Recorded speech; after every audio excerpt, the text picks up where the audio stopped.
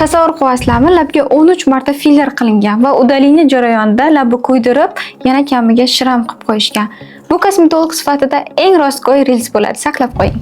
Lidaza yoki langidaza fermenti yordamida hayotingizda bir marta labingizni udaliniya qilishingiz mumkin. U ham faqat ekstremniy holatda bo'lsa. Bitta narsani tushunishingiz kerak. Lidaza va langidaza preparatlari bu juda ham kuchli ferment hisoblanadi. Uni labga qilgan vaqtingizda nafaqat labinglardagi filleri, balkim mushiy qatlamini, to'qimani, shilliq qavatlarni o'zini ham eritib yuborishi mumkin va labda fibroz hosil qiladi. Fibroz hosil bo'lgandan keyin igolka даже labga kirmaydi.